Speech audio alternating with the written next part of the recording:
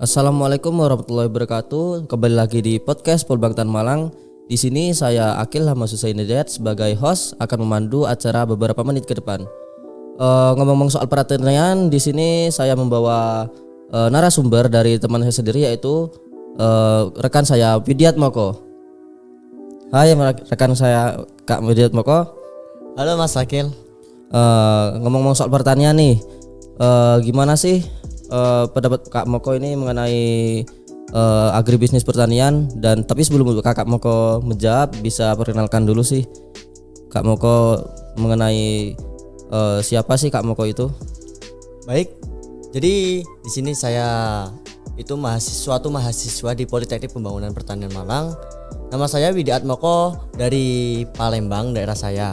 Dan tujuan saya di sini untuk kuliah di Polbangtan Malang ya terutama memang saya ingin berkecimpung di dunia pertanian untuk mengembangkan suatu potensi wilayah yang ada di wilayah kami gitu, Mas Akil. Oh, wah keren sekali ya Kak Moko ya. Ngomong-ngomong, Kak Moko di kuliah di Polbangtan Malang udah semester berapa ya? Alhamdulillah sekarang sudah semester 4 mau naik ke semester 5. Ngomong-ngomong soal pertanian nih, kalau soal pertanian kan tidak lepas dari agribisnis pertanian ya. Kalau menurut pendapat Kak Moko itu agribisnis pertanian itu seperti apa sih?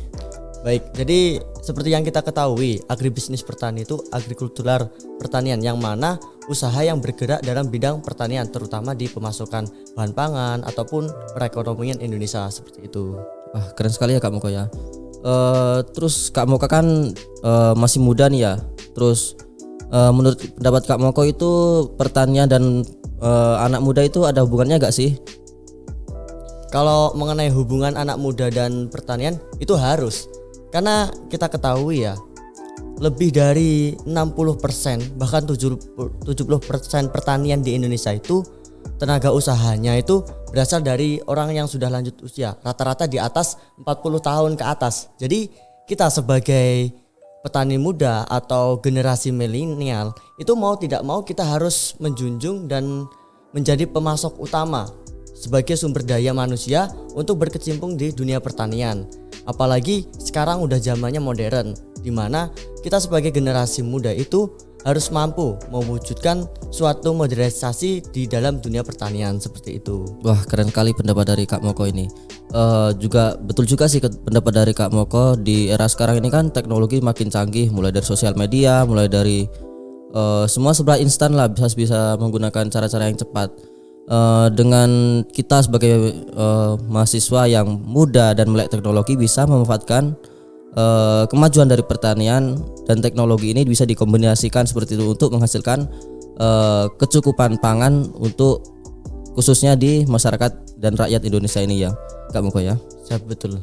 Kemudian ngomong-ngomong pertanian, Kak Moko ini berada di bidang apa sih di dalam pertanian ini?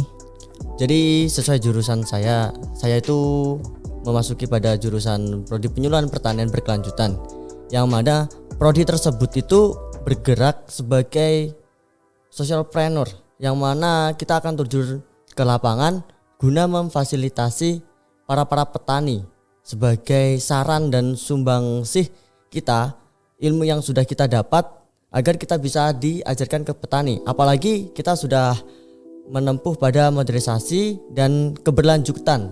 Jadi seperti itu. Jadi konsep pertanian berkelanjutan itu dimana kita harus memanfaatkan kemajuan zaman ini. Apalagi kita sudah ditunjang dengan Al-Sintan, terus kemajuan globalisasi dan kemajuan perlengkapan lainnya, yang mana dalam kemajuan alat tersebut itu bisa menopang produktivitas hasil dari pertanian seperti itu. Wah keren sekali Kak ya. Kemudian Kakak kan kuliah di Politeknik Pembangunan Pertanian Malang ya, di Prodi Penyuluhan. Dan kemudian Kakak juga mendapatkan dana PUMP ya? Siap, betul. Nah, untuk dana PUMP itu Kakak alokasikan dalam bentuk pertanian seperti apa ya Kak? Baik, jadi sebelum kita masuk ke alokasi, jadi sesuai dengan program pemerintah, yang mana PPMP ya, Penumbuhan Wirausaha Muda Pertanian. Jadi di sini kita mendapatkan beasiswa berupa uang untuk kita alokasikan ke bentuk usaha, yang mana uang tersebut itu nanti kita akan gunakan pengembangan usaha. Khususnya kalau dari saya itu mengenai sayur. Ya. Jadi untuk uang yang telah diberikan oleh pemerintah kepada kita manfaatkan sebaik mungkin untuk mengembangkan wirausaha, jiwa-jiwa wirausaha, agar kita sebagai petani milenial atau petani muda itu sudah mulai terbangun ketika nanti kita sudah lulus di sini. Jadi ada prospek atau outfit yang telah kita dapatkan dari pengalaman dari PWMP tersebut, seperti itu. Oh, oke Kak, menarik sekali Kak ya. Di era seperti ini, di era sekarang seperti ini, banyak anak-anak muda yang mungkin masih menganggap remeh seperti ngapain sih jadi petani, ngapain sih harus berkecimpung dengan pertanian, padahal kan kotor, padahal kan panas gini, padahal kan orang kan hanya melihat dari sebelah mata aja kan ya.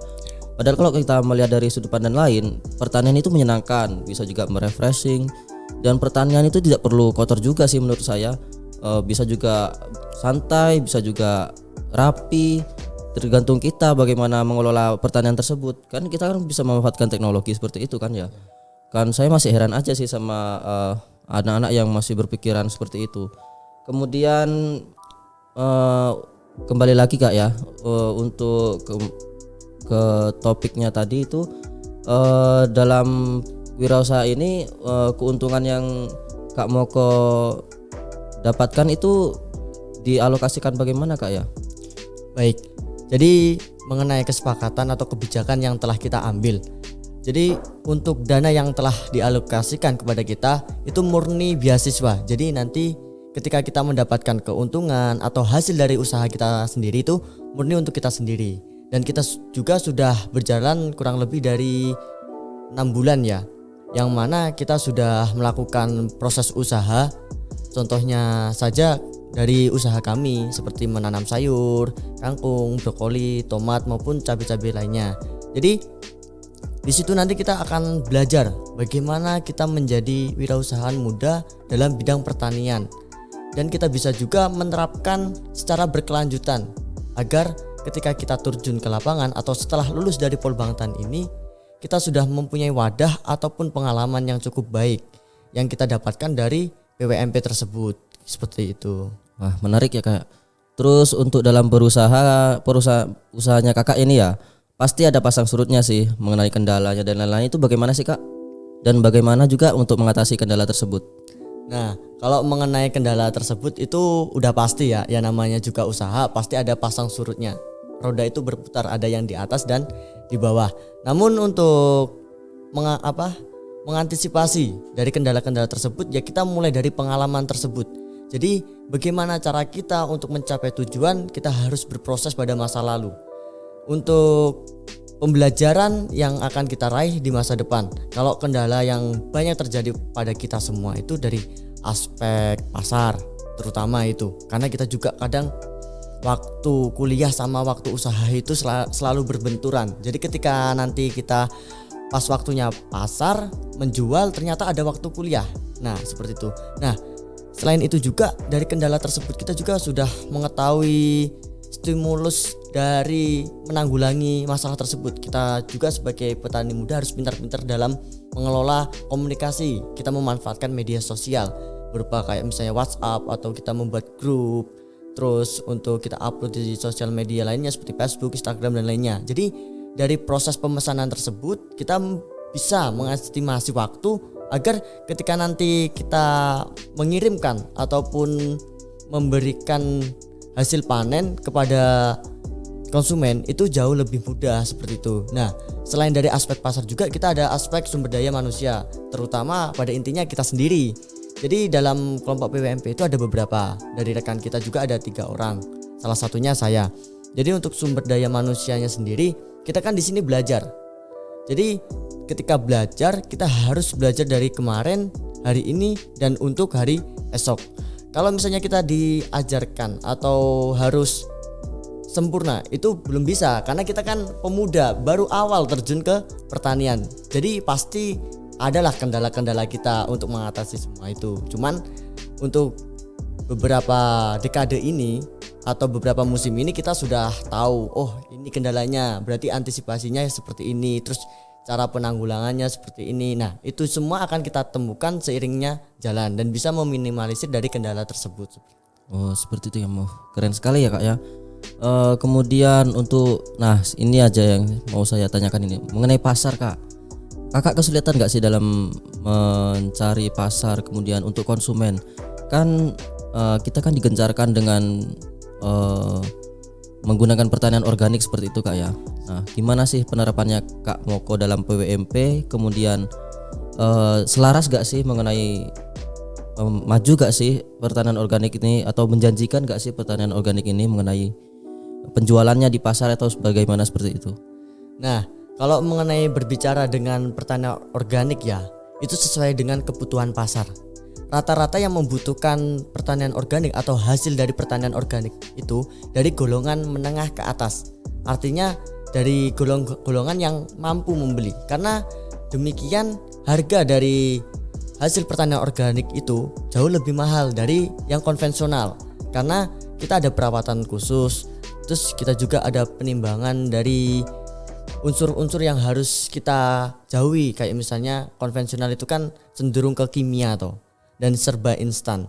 Jadi kalau kita antara kimia dan organik itu harus ada revolusi perbedaan. Nah, oleh karena itu di organik ini lebih susah. Tapi dengan seiringnya zaman dan kita ketahui secara berkelanjutan bahwa pertanian kimia atau pertanian konvensional itu cenderung tidak sehat, kita akan mempunyai peluang atau prospek kedepannya jauh lebih baik. Karena di sini juga pertanian organik itu akan menopang kesejahteraan kita khususnya pada masyarakat Indonesia seperti itu. Wah, banyak sekali yang pengen saya tanyakan kepada Kak Moko pada hari ini, mungkin di episode-episode selanjutnya saja.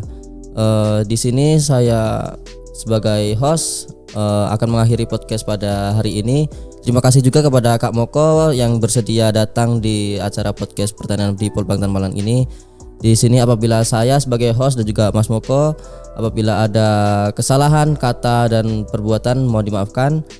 Sampai jumpa di podcast pertanian Polbangtan Malang selanjutnya. Wassalamualaikum warahmatullahi wabarakatuh.